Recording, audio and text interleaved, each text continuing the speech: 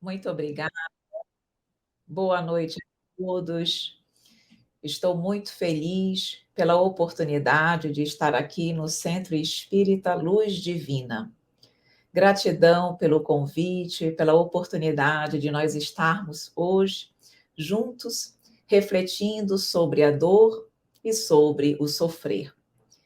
Quem de nós, aqui na Terra, não passa pela dor ou pelo sofrimento?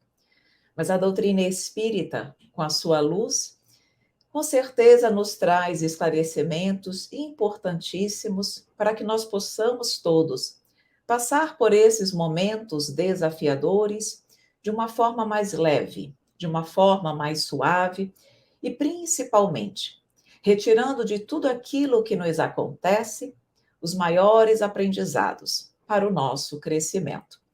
Então, nas reflexões de hoje, nós vamos abordar alguns aspectos. E vamos começar falando exatamente sobre o fato, ou a pergunta, o questionamento de Deus. Nos permite sofrer? Deus nos faz sofrer? Uma das perguntas normalmente feitas é exatamente isso. Se Deus é tão bondoso, perfeito, amoroso, misericordioso, por que ele permite o sofrimento no mundo? Então, isso faz com que algumas pessoas não compreendam muito bem a figura divina, questionem esse Pai que permite tanta dor e sofrimento no mundo. Então, vamos buscar o que a doutrina nos orienta e nos traz para que nós possamos já, neste primeiro momento, compreender que, na verdade, não é Deus que nos faz sofrer. E nós vamos começar as nossas reflexões indo exatamente buscar no livro dos Espíritos os atributos da divindade, porque lá consta que Deus é soberanamente justo e bom. E Deus, sendo soberanamente justo e bom, ele tem outros atributos também, mas nós vamos destacar essencialmente esses dois.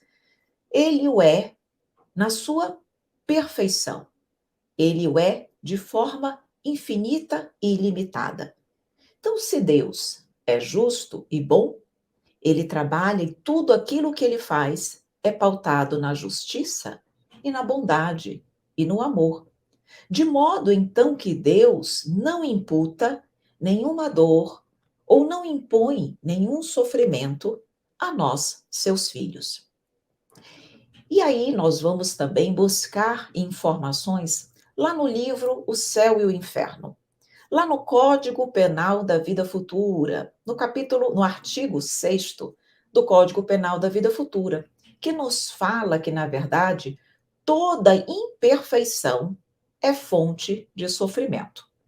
Então, quando nós unimos e nós precisamos examinar e estudar a doutrina espírita de uma forma global, utilizando todo o Pentateuco e unindo essas informações para que nós possamos chegar às interpretações mais adequadas. Pois muito bem, se diz então no livro Céu e Inferno que toda imperfeição é fonte de sofrimento, nós percebemos então que não é Deus que nos dirige um elemento de dor e de sofrimento, mas nós mesmos, em função, claro, das nossas escolhas ainda infelizes. Portanto, nós de pronto, nesse primeiro momento, já estamos identificando que a dor é uma consequência. A dor não é origem, não é causa. Assim como as graças, as alegrias, as beatitudes são também consequências e não causa. Sendo então a dor, o sofrimento, uma consequência, nós vamos exatamente compreender que a causa desse sofrimento é exatamente a nossa imperfeição, as nossas atitudes equivocadas, as nossas escolhas infelizes, porque o livre-arbítrio, como nós já sabemos, é um dos nossos direitos. A lei de liberdade é uma lei que está presente em todo o universo. Então, pela liberdade, pelo livre arbítrio que todos nós temos, fazemos escolhas infelizes e estaremos submetidos à lei de causa e efeito. Então, vejam que o que faz parte da lei de Deus não é a dor, não é o sofrimento, não é uma vingança, não é uma punição. O que é da lei é a causa e efeito. Tudo aquilo que eu faço retorna para mim. Se eu pratico o bem, retorna o bem. Se eu pratico o mal, a dor e o sofrimento irão me visitar. Então, nós já precisamos retirar a ideia de que a dor é uma imposição da lei de Deus. A dor não é imposição da lei de Deus.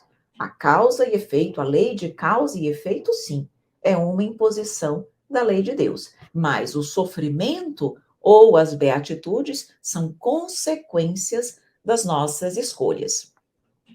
Então, já sabendo que a dor decorre, na verdade, da imperfeição do homem e não de uma imposição divina, vamos entender se a dor nos traz algum benefício?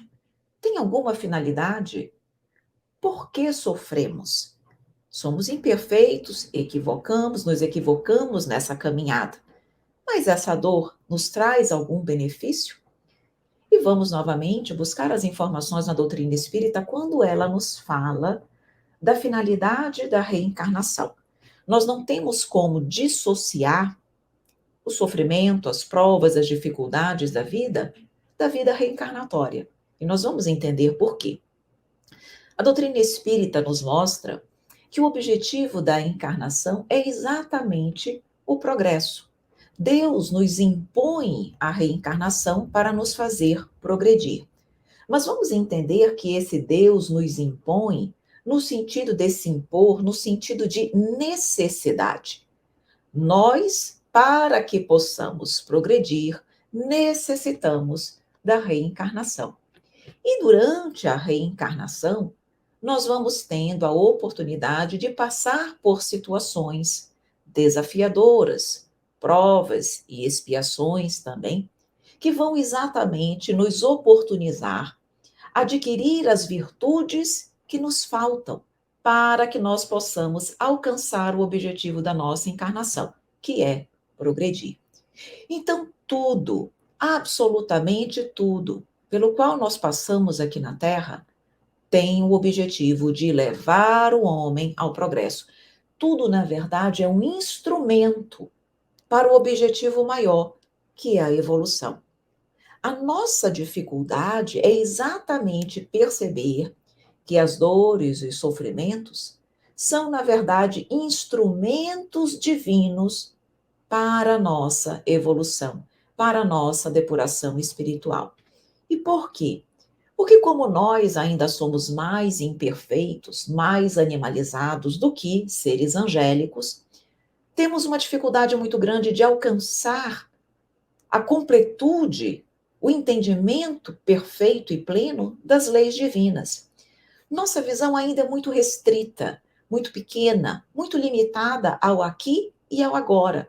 Então, nós, mesmo com o conhecimento das leis espirituais, nós ainda divisamos a reencarnação, o ato encarnatório, como sinônimo de luta, como sinônimo de sofrimento. Diferente de Deus.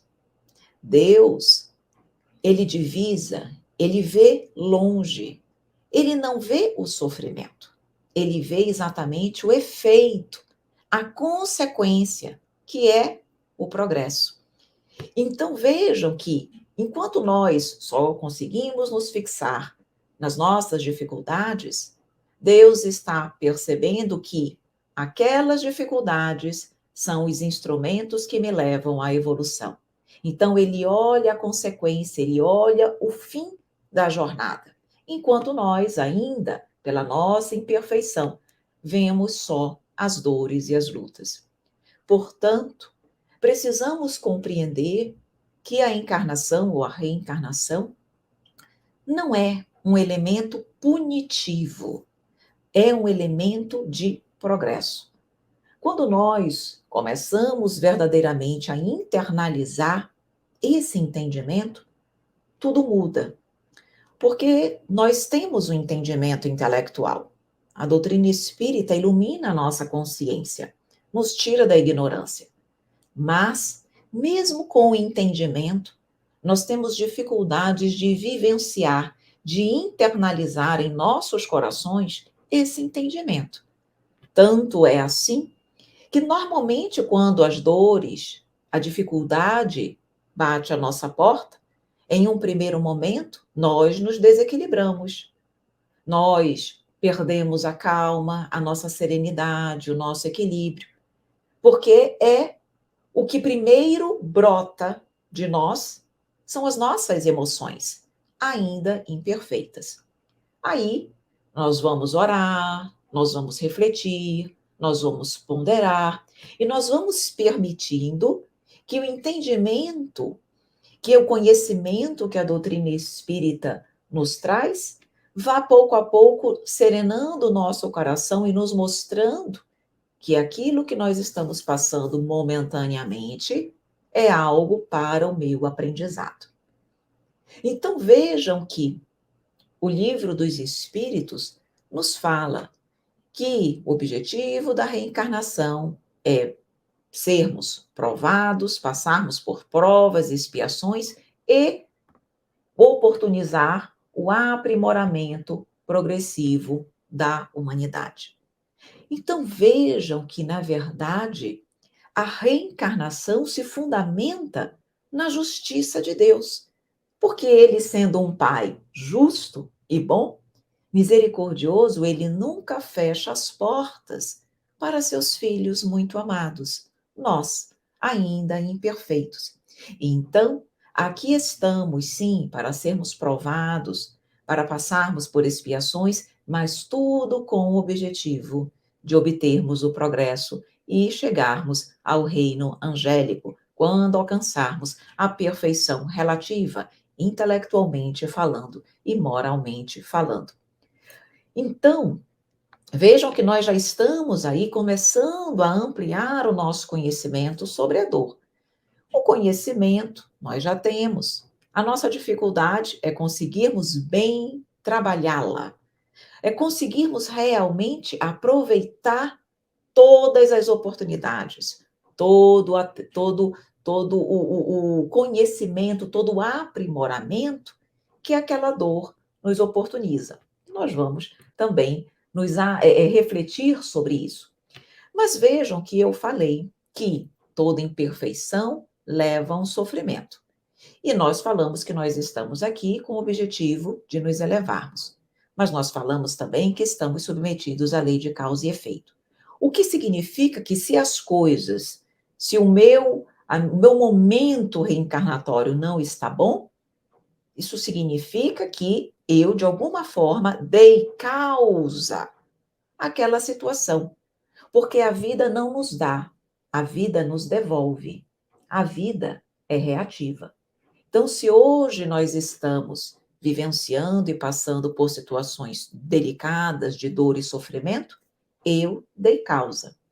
E a doutrina espírita, de forma primorosa, no capítulo 5 do Evangelho segundo o Espiritismo, bem-aventurados, aqueles realmente os que sofrem, porque serão consolados, quem não sofre. Esse capítulo que fala exatamente daqueles que sofrem é o maior capítulo do Evangelho segundo o Espiritismo. E isso não é à toa. Exatamente porque bem-aventurados os aflitos é um mecanismo, uma forma de Deus consolar os corações humanos, porque todos aqui na Terra sofrem. Não há quem não sofra. Uns podem sofrer mais, outros menos, mas não há espíritos aqui que estejam isentos da dor. E lá nos diz, então, que nós sofremos, as causas das dores podem decorrer de situações de equívocos cometidos no ontem, que são as causas anteriores das aflições, como podem decorrer de situações de equívocos, de escolhas infelizes no hoje, que são as causas atuais das aflições. E quando nós estamos falando, então, das causas das dores e aflições, isso está naturalmente relacionado ao que nós ouvimos da doutrina espírita, que é prova e expiação. Então, aqui vale uma diferenciação entre prova e expiação, para que nós possamos compreender o que nós estamos passando. Se nós estamos vivenciando uma situação de prova ou se nós estamos passando uma situação de expiação. Então, a doutrina espírita nos diz o seguinte: o que é expiação?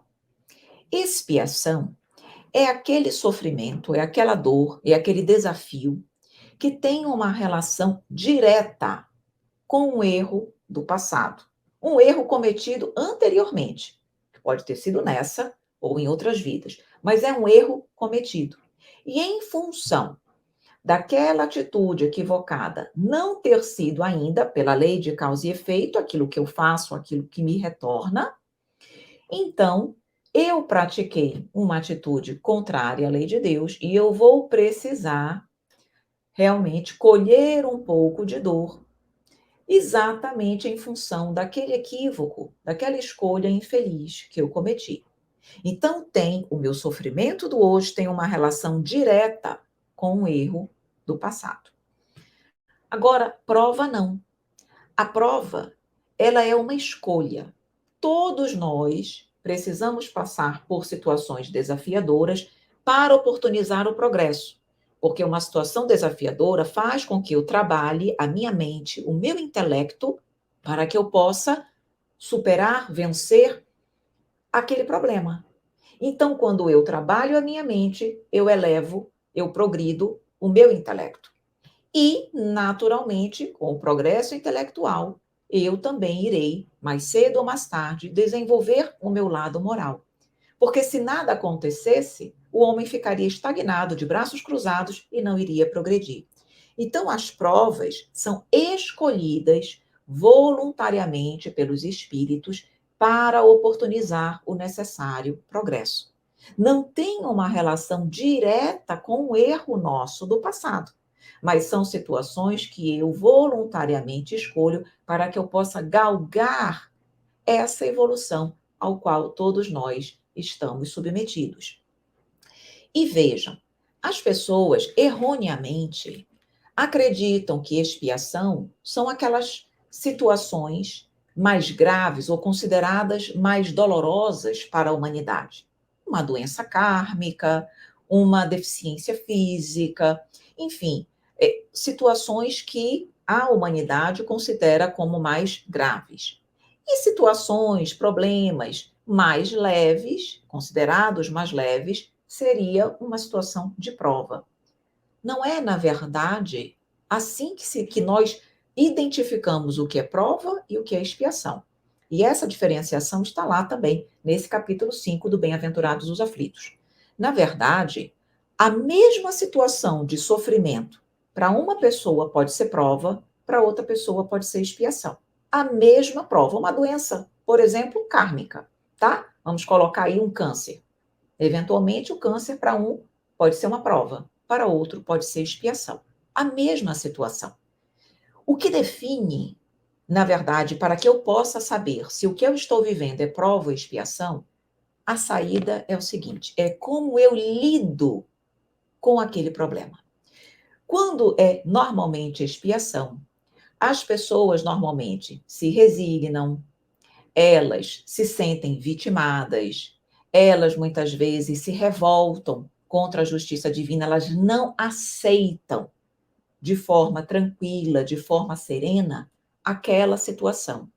Aquilo é algo que tira realmente o equilíbrio, a serenidade daquelas pessoas. A forma como ela lida com a dificuldade é o indicativo de que aquilo ali é uma expiação. Diferente de quem está sendo provado. Porque exatamente por ter sido algo voluntariamente pedido e sem uma relação com alguma situação do passado, as pessoas que estão em prova normalmente são pessoas serenas, resignadas, equilibradas diante daquele problema. Então, pode ser uma doença que possa levá-los ao desencarne. Um se desequilibra, o outro passa de forma serena. Agora vejam, passar de forma resignada e serena não significa dizer que eu vou ficar de braços cruzados, Senhor, eu preciso sofrer. Então, mande o sofrimento que tudo eu passo. E nada faz para sair daquela situação. Não é isso que nós estamos dizendo. A resignação, ela nos mostra que nós não estamos revoltados e nem nos sentimos injustiçados. Sabemos que há uma causa justa, já que Deus é bom e justo, para que eu esteja passando por aquela situação. Mas é óbvio e evidente que eu vou adotar todas as medidas possíveis para que eu possa sair, vencer aquela situação. Até porque assim deve ser, para que eu possa desenvolver a minha inteligência e a minha moralidade também. Então, nós percebemos, na verdade, que existem dois tipos de dor.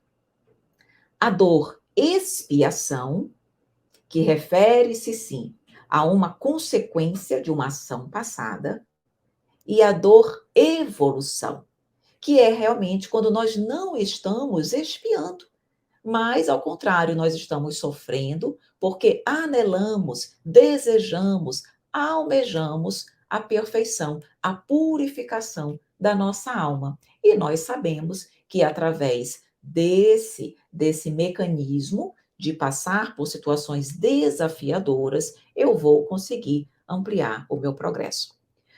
Pois muito bem, mas já que nós estamos falando de sofrimento, já que nós estamos falando que o sofrimento acaba sendo um instrumento divino para que eu possa me elevar e progredir, é preciso nós entendermos, primeiramente, o seguinte: que existem três situações que precisam necessariamente ocorrer para que eu possa quitar-me com a justiça divina.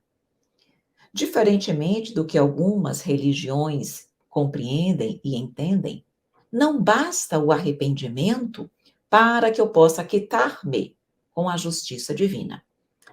Lá também, no livro Céu e o Inferno, no Código Penal da Vida Futura, diz que qualquer dívida, seja ela qual for, para que nós possamos quitá-la com Deus, nós precisamos passar por três fases.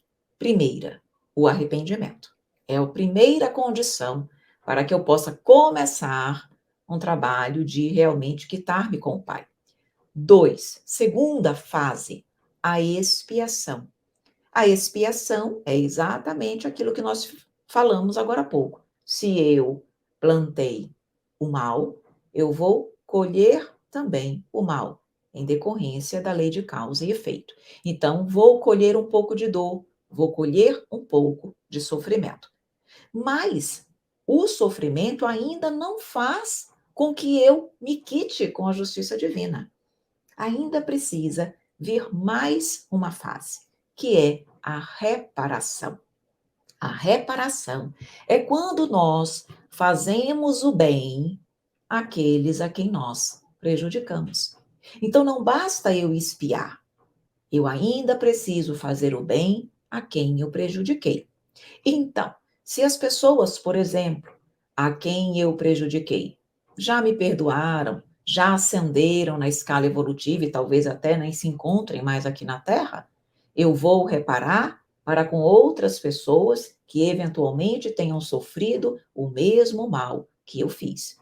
Caso contrário, eu vou fazer o bem para as pessoas a quem prejudiquei.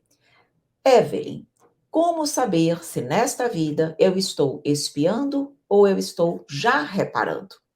Tem como eu saber? Claro que tem. É só analisar a sua vida. Vocês concordam comigo que há pessoas na atual existência que elas estão em sofrimento contínuo? A vida realmente, em tese, parece que não lhe sorri. É um sofrimento, é uma dificuldade no aspecto familiar, seja no profissional, seja na sua relação, enfim, com filhos, com marido, esposa, seja uma pessoa com a saúde. São pessoas que estão essencialmente passando realmente a vida dela, dessa pessoa, por dificuldades, sofrimentos, realmente desafios. Essa pessoa, muito provavelmente, está expiando, se tiver esse comportamento ainda de mais resignação, ou está sendo provada. Então, ela não está reparando. Por quê? Quem está reparando é aquela pessoa, e todos nós conhecemos pessoas assim, são aquelas pessoas que a vida delas em si não traz grande sofrimento, mas são pessoas que vivem para ajudar os outros. Aquelas pessoas que vivem para ajudar a família, para ajudar um filho, para ajudar um marido, para ajudar a família, para ajudar as pessoas. São aquelas que elas mesmas, as suas vidas, não têm grandes problemas, mas elas vivem dedicando-se aos outros. Quando nós já estamos na nossa reencarnação, quando nós já estamos mais ajudando do que sofrendo, nós já estamos na fase da reparação. Então, cabe a cada um de nós examinar. Claro que todos nós sofremos um pouco, mas nós sabemos, puxa vida, eu essencialmente, parece que a minha vida é ajudar as pessoas. Dê graças a Deus, porque você já está reparando, você já está aí na sua fase final para quitar-se com Deus. Então, estejamos aí atentos a essas três fases. Agora, vamos adentrar num aspecto essencial para a nossa reflexão de hoje. Nós estamos falando sobre dor e sofrimento. Estamos falando que a dor e o sofrimento é um instrumento para a nossa evolução, certo? Mas basta sofrer? Será que basta eu sofrer nesta vida para que eu esteja me elevando ou me aproximando daquilo que eu preciso? Mesmo que seja uma dor expiação ou uma dor de prova. O que vai dizer se, na verdade, esse sofrimento me será útil, me elevará, me fará com que eu saia desta reencarnação melhor? Não é o sofrer, mas é o bem sofrer. Quem sofre irresignado, quem sofre com revolta, quem sofre com não aceitação, quem sofre com vitimismo, perde a oportunidade de crescer com aquele sofrimento.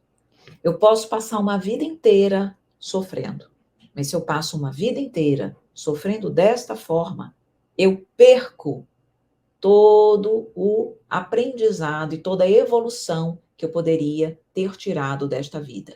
Eu terei que recomeçar, sofrer novamente, até que eu aprenda bem sofrer, que é sofrer de forma resignada. E está lá também, no capítulo 5 do Evangelho segundo o Espiritismo, Bem-aventurados os aflitos. Por isso que esse capítulo precisa ser lido e estudado, porque nós também nos equivocamos. Não basta sofrer anos. Ah, sofro há anos. Como sofres? Sofres de forma positiva? Aproveitando a oportunidade para o crescimento? E aqui eu trago, exatamente falando desse bem e mal sofrer, que também é um dos itens do capítulo 5 do Evangelho segundo o Espiritismo, eu trago aqui uma passagem que é trazida pelo Espírito, pelo benfeitor Emmanuel, no livro Vinha de Luz. E o título desse item, desse aprendizado que ele nos oferece, é uma pergunta: como sofres? E diz o seguinte, o benfeitor: não basta sofrer simplesmente para ascender à glória espiritual.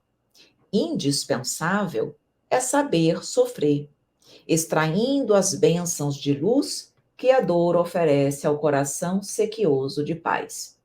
Muita gente padece, mas quantas criaturas se complicam angustiadamente por não saberem aproveitar as provas retificadoras e santificantes.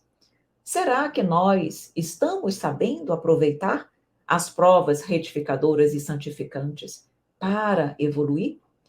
Ou será que nós estamos aí nos sentindo vitimados, revoltados, incompreendidos e perdendo realmente essas oportunidades?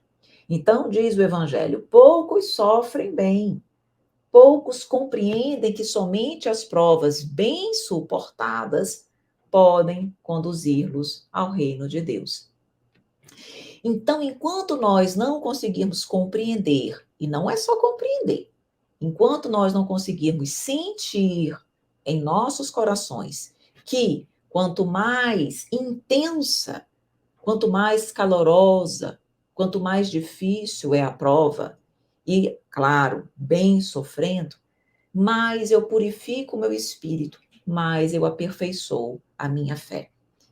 Nós precisamos sim mudar o nosso comportamento em relação ao sofrimento. Não é fácil, porque nenhum de nós foi criado para o sofrimento. Nós fomos criados por amor, para o amor. Deus, ao nos criar, isso foi um ato de amor. E ele nos criou para quê? Para sermos espíritos perfeitos. Ou seja, criados pelo amor, para o amor. Nós não fomos criados para a dor. Então, é natural que a dor nos incomode, que a dor nos faça sofrer. Mas, enquanto nós não conseguimos, realmente conseguirmos verdadeiramente ressignificar a dor, nós estaremos, infelizmente, perdendo a oportunidade desse progresso. No item do Evangelho que fala o mal e o remédio, tem um questionamento que é feito pelos Espíritos e que nos fala, nos toca profundamente o coração, que diz o seguinte: ó homens, dar-se-á, não reconheçais o poder do vosso Senhor, senão quando ele vos haja curado as chagas do corpo e coroado de beatitude e ventura os vossos dias? Dar-se-á, não reconheçais o seu amor, senão quando vos tenha adornado o corpo de todas as glórias e lhe haja restituído o brilho e a brancura? Ou seja, tu só consegues perceber a mão divina em tua vida quando tudo te sorri? Quando tudo de bom, de belo, segundo a tua concepção, ainda restrita e pequena, quando tudo está bem? Apenas nesses momentos tu consegues enxergar a mão de Deus amorosa e benevolente em tua vida? Quer dizer que quando as dificuldades te chegam, isso não representa a mão de Deus em tua vida? Vejam como a nossa concepção ainda de Deus, de coisas boas, daquilo que é bom, daquilo que é ruim, ainda está completamente equivocada. Por isso, nós precisamos ler e reler o item que fala da infelicidade real, lá também no capítulo 5. Porque esse item, ele é sensacional, porque ele nos diz que a infelicidade real não é essa que nós estamos acostumados a identificar nas lágrimas que nos chegam, na perda de um ente querido, na fome que nos acompanha, nas dificuldades da vida. Nós vemos isso como infelicidade real. Mas diz a doutrina espírita, dizem os espíritos, que a verdadeira desgraça está nas consequências de um fato, não no próprio fato em si. Ou seja, o que a espiritualidade nos diz? Diz o seguinte: reflete o que acontece, qual a consequência de uma doença que te chega. A desgraça real está na consequência, não no ato em si. O ato em si é a doença. Mas qual é a consequência daquela doença? Muitas das vezes é o despertar espiritual. Muitas das vezes nós estamos perdidos e absorvidos pelo mundo material, pelas paixões do mundo, pelo mundo que ainda me domina e me governa. Aí vem uma doença e nos faz repensar todos os nossos valores. Nos faz voltar os olhos para Deus. Nos faz perceber que o mundo é tão efêmero e que nós aqui estamos só de passagem. E que o desencarne que acompanha e acompanhará a todos nós, que parecia estar tão longe, se faz próximo. E aí nós começamos a olhar e perceber que as verdadeiras riquezas da vida não são as riquezas do mundo, mas as riquezas da alma. Então, vejam, aquela desgraça que me parecia real, na verdade me era uma bênção, porque a consequência daquela doença foi a minha evolução espiritual. Então é isso que o Evangelho nos diz. Paremos e reflitamos. Será que essa dor que hoje chega até o meu coração, até a minha vida, ela me é realmente uma infelicidade? Ou ela é a oportunidade divina para o meu despertar? Não é à toa que diz o Evangelho que, na verdade, a dor é uma bênção que Deus concede a seus eleitos, porque é um instrumento que me desperta para Deus. Por isso, a verdade é que nós precisamos, e esse é o objetivo da dor, nos fazer crescer. O nosso objetivo é crescer com as adversidades, sairmos mais fortes, mais inteligentes, mais moralizados, mais capazes, mais espiritualizados. O objetivo da dor não é nos apequenar, não é nos destruir, não é nos vencer. É, na verdade, nos permitir crescer.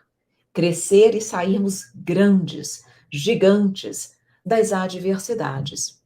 Realmente, poucos de nós conseguem aprender e encontrar proveito nas tribulações. A maioria de nós ainda menospreza essa oportunidade, principalmente quando é contrária aos nossos interesses, quando aquela dor vai realmente de encontro ao meu egoísmo, ao meu orgulho. Aí que realmente nós temos grandes dificuldades de nos engrandecermos, de nos fortalecermos com a dor.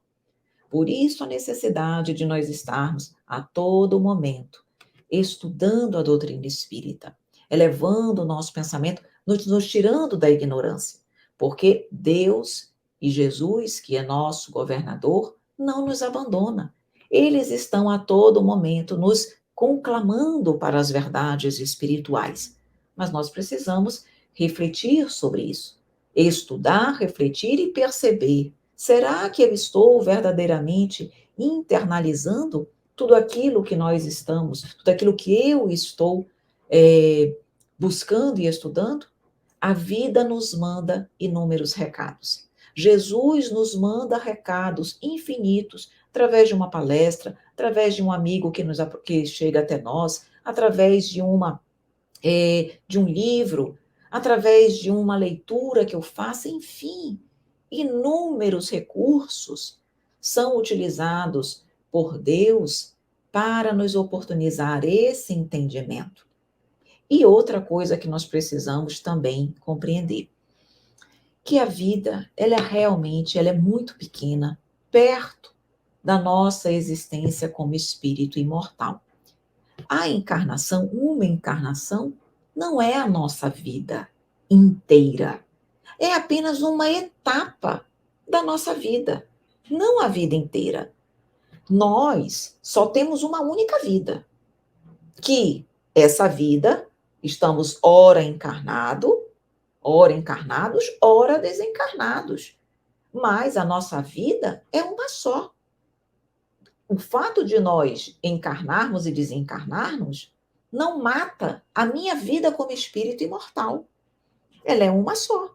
Então nós precisamos transcender, ultrapassar essa ideia de que tudo tem que acontecer agora, na atual existência. Não, essa existência é só uma etapa pequenininha da minha vida de espírito imortal. E quando nós entendemos isso, fica mais fácil nós lidarmos com a dor, porque nós sabemos que ela não é eterna, que ela é temporária.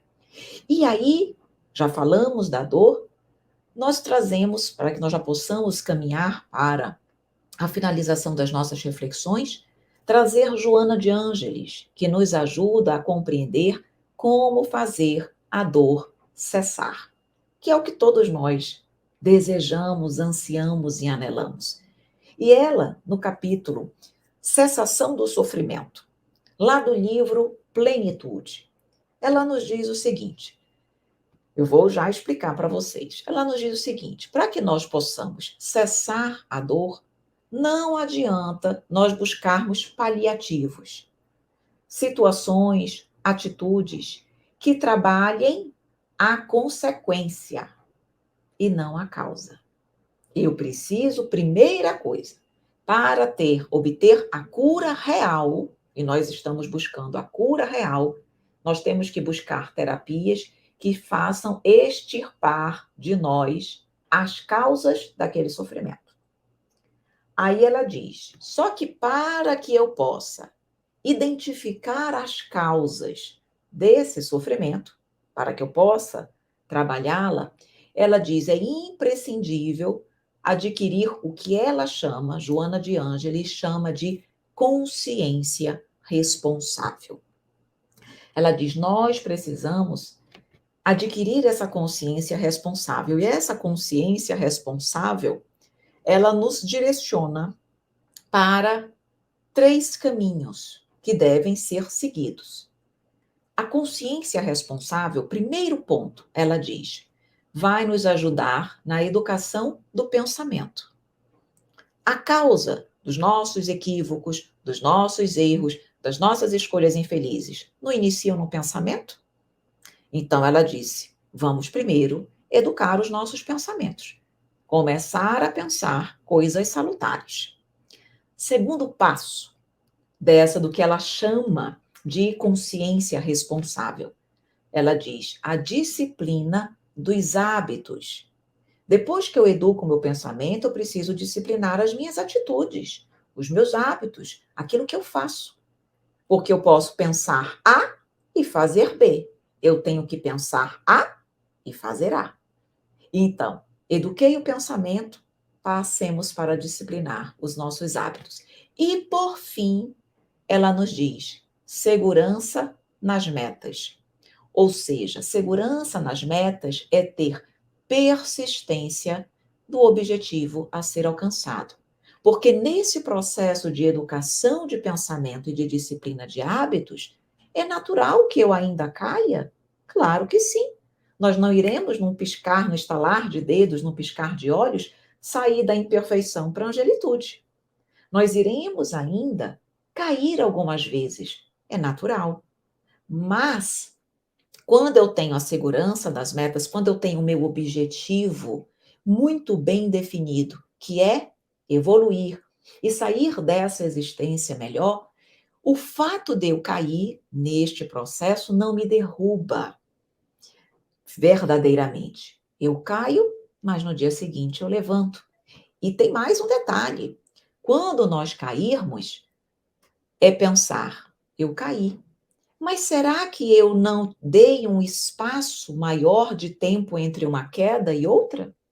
Antes eu caía todos os dias, todas as semanas. Agora eu já caio depois de meses, anos. O que é isso? Progresso realizado. Nós nos fixamos só na queda, quando nós devemos nos fixar no progresso alcançado, no tempo que nós já conseguimos passar sem errar. Então, Joana de Ângeles, ela finaliza as suas concepções dizendo que tudo isso só será possível através do amor, porque o amor é de eficácia incontestável. O amor dulcifica o ser, incitando a atitudes edificantes da vida. E aí, quando nós fazemos isso, quando nós realmente conseguimos vivenciar o amor, nós já conseguimos nos sentir felizes na Terra. A felicidade não é deste mundo, a felicidade perene, inconteste, ininterrupta. Mas nós podemos ser muito mais felizes do que somos hoje quando nós procuramos vivenciar a lei de amor, quando nós procuramos vivenciar realmente as orientações trazidas por Jesus, a boa nova. E Jesus disse, Está lá também no capítulo, agora no capítulo 6 do Evangelho, Cristo Consolador, que Jesus nunca nos abandona, que o Mestre, na verdade, é esse jardineiro divino que cultiva nossos corações, que cultiva o amor dentro de nós, para que nós possamos realmente nos libertarmos das amarras, da dor, das sombras que ainda envolvem os nossos corações. Através da prece, nós podemos sim elevar o nosso pensamento a Deus, para que nós possamos ouvi-lo, para que nós possamos senti-lo, para que ele possa nos envolver com todo o seu amor, nos dando força, coragem, fé, segurança, inspirações benéficas, exatamente para que nós possamos sair daqui mais fortes e conseguirmos os recursos necessários para vencermos as dificuldades da vida ainda necessárias ao nosso aprendizado. E agora sim, depois dessas reflexões, eu trago para finalizar uma poesia. Nós escrevemos uma poesia, nós sempre gostamos de fazer, preparar uma poesia que possa trazer um resumo, uma mensagem final das nossas reflexões. Então, se nós estamos falando sobre dor e sofrimento, a poesia que nós trouxemos se intitula O Sofrimento e nos diz o seguinte: o sofrimento é depuração, necessário ao nosso duro coração. Cada lágrima e suor derramados, se bem vividos, nos aproximam do crucificado. A dor é, na verdade, oportunidade para chegarmos à felicidade. Sem revolta e lamentações, alcançaremos nossas aspirações. Sem tal atitude, perdemos a chance de aprendermos nesse precioso instante. A existência na Terra é escola. Precisamos ter isso na memória. A ressignificação da dor é agora o nosso clamor. A dor tem a nos ensinar. Basta estarmos dispostos a amar. Chora, mas levanta. Jesus ampara a quem com ele avança. Transforma a dor em aprendizado. Não percas o tempo, ora ofertado. Nos momentos mais difíceis, busque o mestre amigo. Ouvirás suas palavras dóceis e jamais estarás ao desabrigo. Que o sofrimento depurador leve-te de volta ao Criador. Que seu infinito e grande amor ajude-te a vencer toda a dor. Muito obrigada.